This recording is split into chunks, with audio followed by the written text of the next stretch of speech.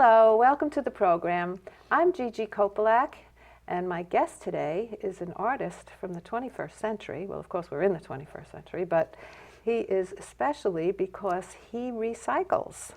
His name is Lewis Cohen. Welcome, Lewis. Well, thank you, and thank you for having me. I'm so happy you're here. So straighten out that introduction for me, because The recycling? Yeah. Okay. I really believe that if we can keep recycling not only ourselves, but objects which are found, that it breathes new life into them, and then they become something else and something new, and they continue on. You know, if people would recycle themselves instead of just going into a retirement or something, they would find themselves having a great extended life. And that's what these art objects are. Okay, that it's very profound. So you're like combining your art and your life. I'll have to examine that more, recycling our life. Yeah, is that a conscious thing, you think, or something like life just, like you said, you mentioned retirement, but, you know, life happens, and so Well, if you... Right, life happens, and when artists look at objects, Right. they all see them in a different way, and they're an apple or an orange or something in a painting by 10 different artists has been recycled in 10 different ways. Okay. You know, so found objects are almost like that, because these are objects that are all around us, that are in people's trash, people's flea markets and things like that, garage sales, and they become something else, and that's what I try to do. Let's show your first image so people that are watching can get an idea of what we're talking about, because this is Out of the Woods, I think it's called? It's called Out of the Woods. I had a large collection of old printer's wood type, and for a long time I was making flat wall sculptures of cows and golfers, spelling out names. And this piece, the Out of the Woods, was the first one that started to take a three-dimensional, more sculptural look. Right, see, you're right in style. Avatar and Out of the Woods. Right. And what it really is using the type, and there's a cycle of life that goes through this piece, because there's a root at the bottom, which is made out of wood, and the wood has been made. What does that mean, a root? The tree root. Oh, a tree root is at the bottom. So okay, the tree root, which then was turned into this wood type. Okay. Which there's a bark on the top of it, which goes through the typewriter and becomes a piece of paper where a drawing is on. So it's a complete recycling of a cycle. So it's it's recycling things, but this, because of the type. Right. Right. So this is your first instance into, not obviously you were doing it with type before. Well, I was but doing with type. They were figures, but they were flat. Okay. They were all on the wall. Okay. And then I began to say, okay, if I'm going to do this, I want to be on the wall and off the wall. Okay. And hopefully really off the wall. Okay. And so there was another piece, which was the table. Okay, the American table? America the Table. Right. America the Table was interesting because I was also making furniture with these things, and people would order a present for a husband who was a mystery reader, and in the tabletop were all the names of it. But they were still basically flat. But this America the Table has all the words to America the Beautiful, and it's red and white stripes and blue, and it became a flag. Right. So it's basically a tabletop. Okay. Yeah. And so I was beginning to get a little bit more dimensional. Okay, but this is furniture. Right. Yeah, and but talk a little bit about your background, because I think it's interesting that there is a kind of a humor about your work, and you were with film. You were doing film. I was doing film, graphics, animation. Went to the School of Visual Arts in their animation course. Got into the animation industry, and then into film optical industry, which is the finishing of film, and learn how to bend. It was all film at that time. Okay. Yeah. But you were creating animation? Because I see the kind, I don't want to say animation in your work, but I do see it in a way. Or am I imaging something that's No, it's there in something, because even within the piece, there's a movement, hopefully, or a visual representation of an inanimate object and trying to breathe some life into Right, it. right. And I think that's very true about the Babe. Yes. The piece, The Babe. Well, The Babe in Me is almost like Alfred Hitchcock.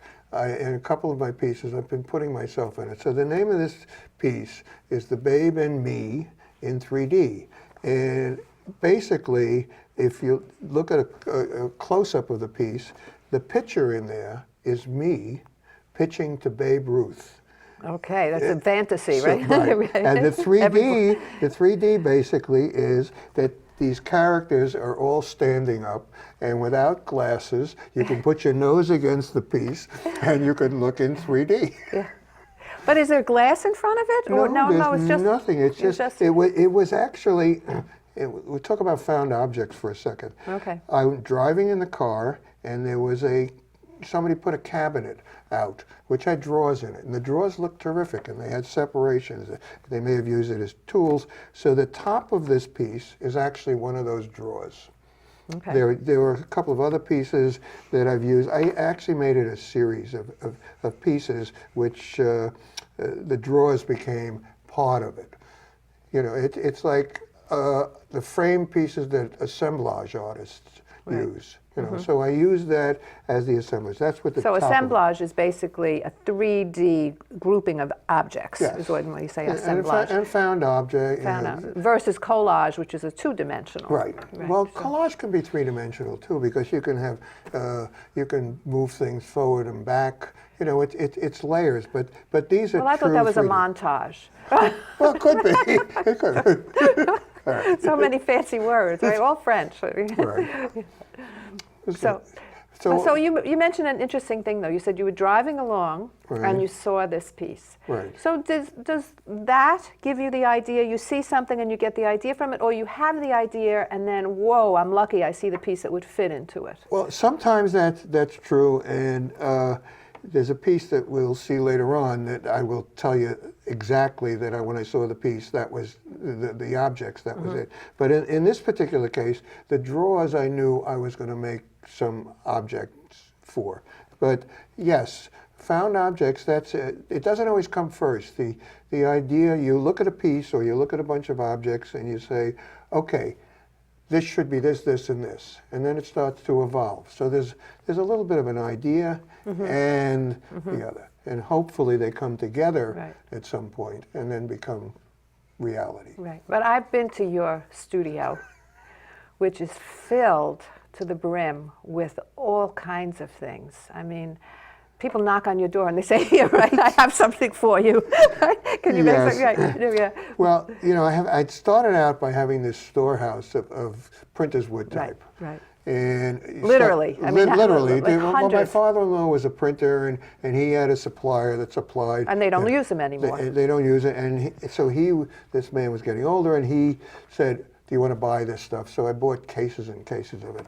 So you use A's and E's, get used up very quickly, and you're left with numbers. So I said, okay, I have to do a piece which is made out of numbers. Right. So I created a piece called Numbered Edition. Okay. And in that numbered edition, everything in the piece is numbers. The frame along the outside has bingo cubes on them with numbers on it. There are dominoes around the side. There's all the type is numbers. Right. So that was one that I said to myself, okay, I'm going to make a piece using numbers. Okay. And then you added the bell. And then I added the bell, which said, okay, it belongs there. And that was the icing on the cake, the thing that made it something special and different. Yeah. And along with that series, there was a piece where I said, okay, I'm going to go even a little bit further and play a game with it. So I had these two white hands, which were probably mannequin models' hands. And I said, okay, what would these hands do? So what does a child do? What do any of us do? We play cat's cradle. So this piece became... That's that game with the... game with the string ties and goes... So I created this piece in a frame using type, using cuts and whatnot. Using cuts, what does that mean? Well, cuts are the things that make the pictures when a printer sets the type. It could be a logo, or in this particular case, there is a logo in there, and that's a cotton logo in that piece. And it went with the string. Oh, the cotton, the string. Yeah, Cotton, yeah, okay. So that's how sometimes Right. the pieces evolve that way. Okay, I can just picture you. It must be so much fun. Open this drawer. Ooh, look what's in there. Looks like Christmas every day. Well, I hope I've never raided, because I tear Barbie dolls apart and things like that. We'll get to that part of it. Yeah. But the next one is interesting, the way I think that evolved. You know, 'Cause you're right. the genetic The table. genetic table was a piece, again, one of the drawers that I found, and the top part of it was the drawer first. And I knew I was going to either do an assemblage piece, so I put the pieces together, and then I have a store of old tables, and I put it on the table. So I said, okay, it's progressing. And a pair of shoes and some type, and then an artist friend of mine was unloading stuff, and I call everything stuff. Yeah, like George Carlin. We You're don't right, stop. stuff. And one of the pieces that she gave me was, it was like a doctor's testing kit, or I can't even say a scientist testing kit. So that became the bottom of the piece and connected the whole piece, because I put in pictures of babies with names on it, test number 7777, or things like that. Right. And all of the bottom pieces in it looked like DNA, and so it became a genetic table. Right, like DNA.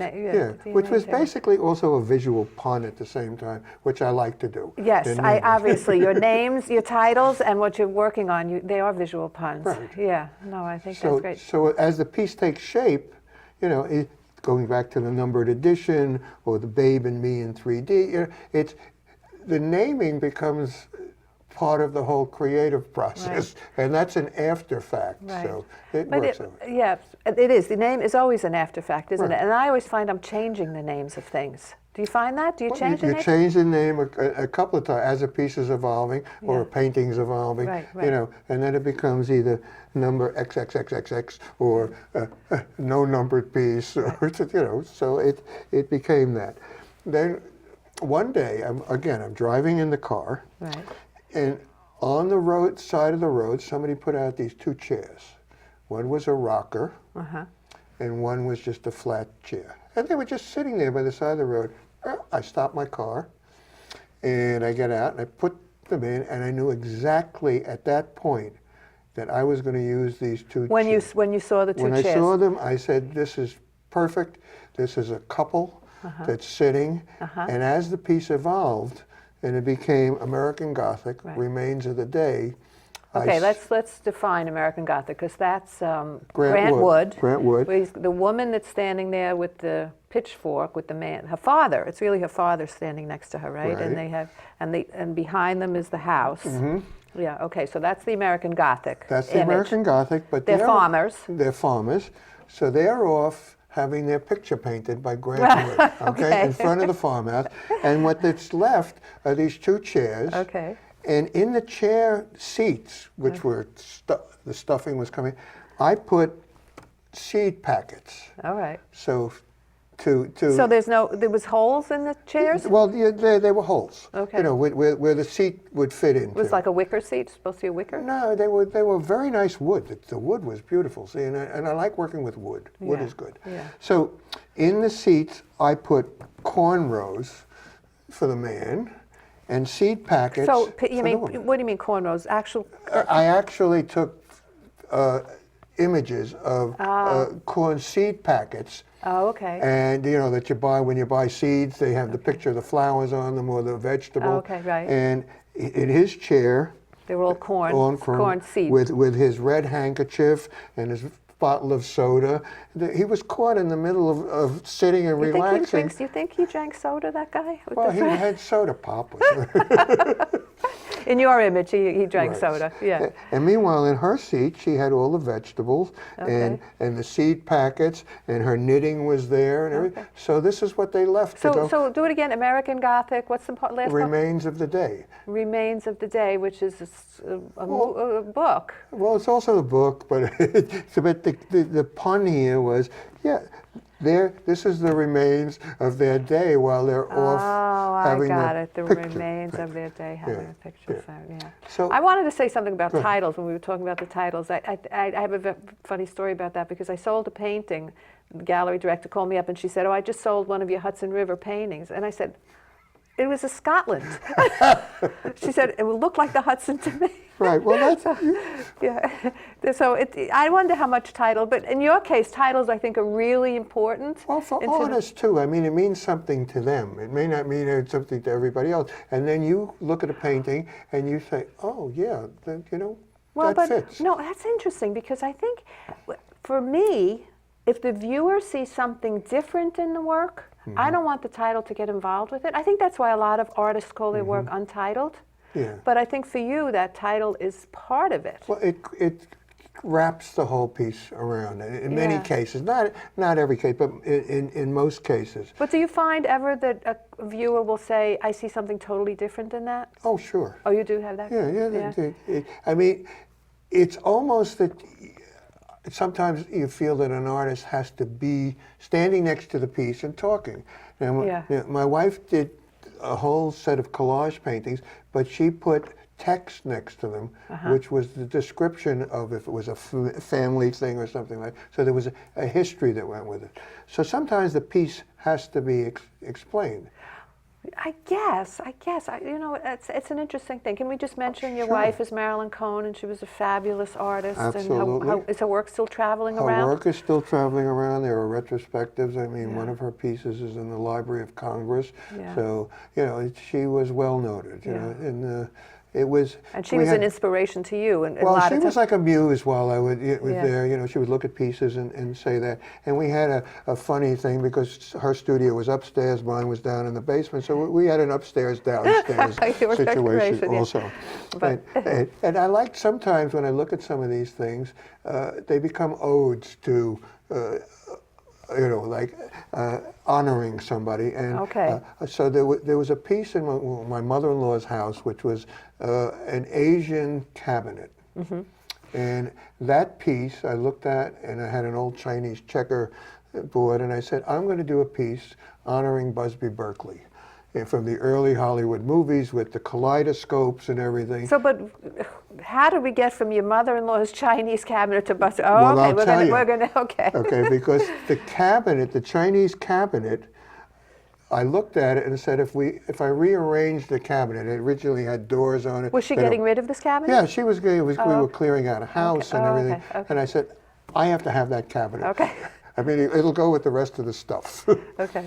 So it became a piece which I call Wonton Follies. Okay. Oh, okay. Okay, and it's mirrors are on it, and there's a whole wheel of legs, which were my tearing apart of Barbie dolls, and it's against a Chinese checkerboard. Okay. And on the two wings, which were the doors, which I spread out on the left and right, there are all the pictures of the Shanghai ladies, which were the famous Chinese calendar women from the late 20s and early 30s that showed up on all of the Chinese calendars and advertisements and everything. So this was Were they fancily dressed with oh, they were fans beautiful and- women. They were, yes, they were. They're very like famous. in costume or something? Yeah, they were all in costume, and so the whole piece came. And then I had to find a fan, and I ended up at the You mean this kind of fan? this kind of fan, and at the Hammond Museum, they had some wooden fans, and it worked. So I found one, and it was perfect. So the piece came together, and the mirrors kept reflecting like Busby Berkeley, so that the piece goes on and on and on. So sometimes they work that way, Yeah. and I try sometimes in these pieces to boil down a human being. Most sculptures, you know, without being the nudes or with the famous Greek and Roman sculptures, mine break down the essence of a picture. Because there was one that's called The Illusionist, Right. and back in the 20s, Okay. these photographers, you'd go into their studio, they would dress you up, and, you know, as a family, you looked like you had very wealthy and everything. They would take these pictures, and they would either become postcards, and you'd send them out to family back in Europe and say, look how well I'm doing, Right, you know, right, when right. you really weren't. Right. And so The Illusionist created an illusion. Right. So again, this was a piece where I have some of them stand on tables. Is this a camera? And it was an old camera, Yeah. and there's a doll's hands holding the camera, and one of them has the clicker to click the Okay. picture, and there's a family standing in front of a backdrop. Okay. You know, just like we're now in the background, probably behind us, there a background that puts you someplace else. Right. So it looked like they were in a garden or something like Okay, that. okay. And he was the illusionist to create But this whole setting. do you think this sculpture is a person, or is it? Do you see him as a I person? see him as a person. You see a head and a body. And Well, even though it's not there, I see all of that. You know. Oh, okay. Yeah. And so that's. Yeah, and sometimes there are heads in them. And if you, in the close-up of this, again, it was the three-dimensionality of the family standing for real, but then they became snapshot. Right. We were traveling in Virginia Beach once, and we went into one of these photography studios in Virginia Beach. We all put on costumes of the period, and in fact, all along the outer edge of this piece are cabinet cards. And again, the Alfred Hitchcock thing. We're in one of those. What's a cabinet card? A cabinet card with a small, I guess they were 3x5s or 4x6s, which you see in antique shops always. They're pictures of young babies and things that are on a flat thing, and on the back it had the photographer's names. Oh. And they weren't photographs? You called them something else? They were photographs. And so the photograph was mounted on these little cardboards, which became what they call the cabinet card. It was just a name for a photograph. Just a name for, right, at that time, yeah. Yeah. So, and so was it like a sample they carried around with them and show people this is how? Well, the people could put them in photo albums too. Okay. You know, the old photo albums and things. I have so many of them from my family. I don't know who they are. It's a shame. Yeah. These people, you know. Well, that's the sad thing, when old photos just without having a history with them, you know. Right. So I should give you all my stuff. No. You have enough stuff? I have enough stuff. I have to. So I keep, trying to put them in. So some of them become very figurative. Right. So this is a whole series now that we're going to look at. Well, there was a whole series that I did of actual figures. There was one that I said, I bought a thing at a flea market, which was the old the washing machine. Washing machine things that with two wooden rollers, and you cranked it and it dried out. I remember those, and you'd put your clothes through and you'd turn it and it would come out dry. And so I saw this thing as a body with an arm. Okay. All right. Wait, missing the head. Missing a head, missing the rest of the body. So I said, okay, I'm going to put a head on this thing. Okay. And the ringers I saw. And the head is a doll's head? The head is a doll's head. Do you have a collection of doll's heads? Yes. Broken parts of dolls are very hard to come by. I know. Yeah. So that's why many artists start in the assemblage and in the sculptural thing, start making their own heads. Oh, okay. Yeah, so that puts them into another form of art by, actually molding and creating heads. So what happened was, he had this head, and I saw this as portrait of an artist as a young man, and where it's covered with comic book things. The chair, the stool, and his head are covered with comic book pages. Okay. Which is the young man part. The young man, okay. And then coming out of the ringer was a photograph, which is coming out the other side as a child's drawing. Okay.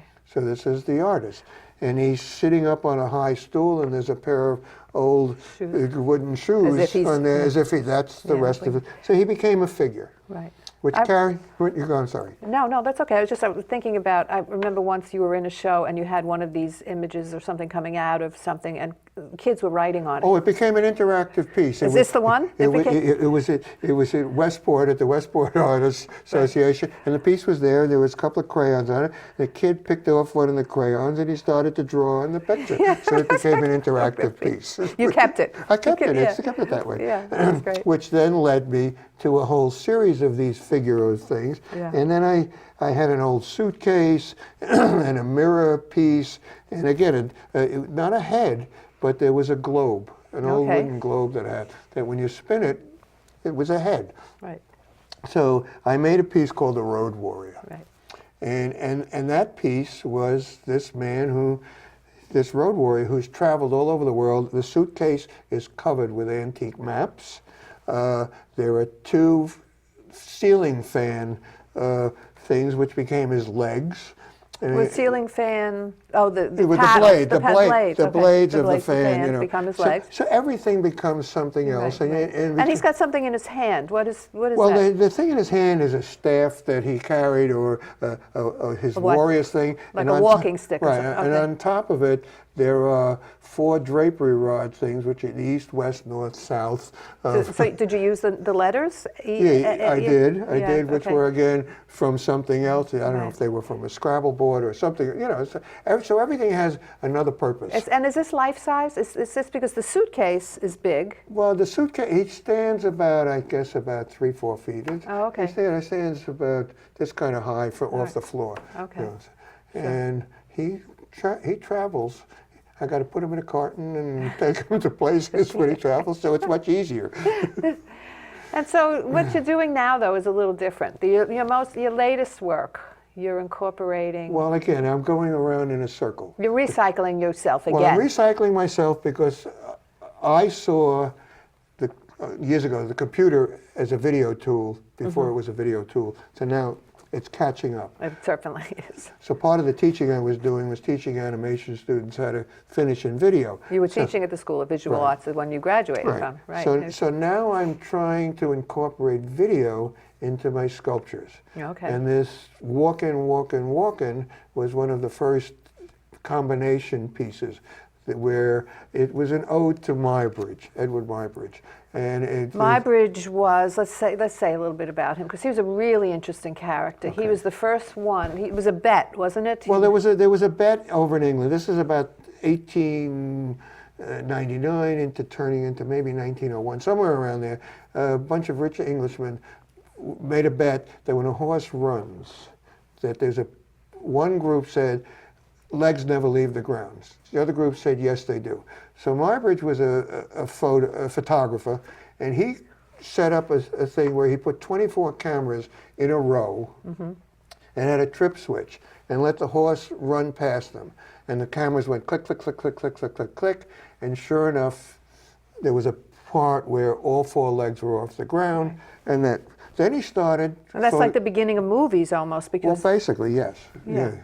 Because he did the amount of frames that became the. Well, motion picture film runs through a camera at 24 frames a second. Right. So, you know, as opposed to video, which is 30 frames a second. Oh, now that's all right. Technical. Right. But so he, in a way, in those days, there were other forms of film that you would put things into a circular thing, and if you spun it fast, it's like flip books and so animation and whatnot. You could see it, and then into motion pictures. So I'm really coming around into a full circle. Right. And so Muybridge did more than just the horses. After that, there's a whole book of his work with people and walking and how people walk and children and everything. So this piece, which we're going to look at, was across the center of it is Muybridge's A Woman Walking.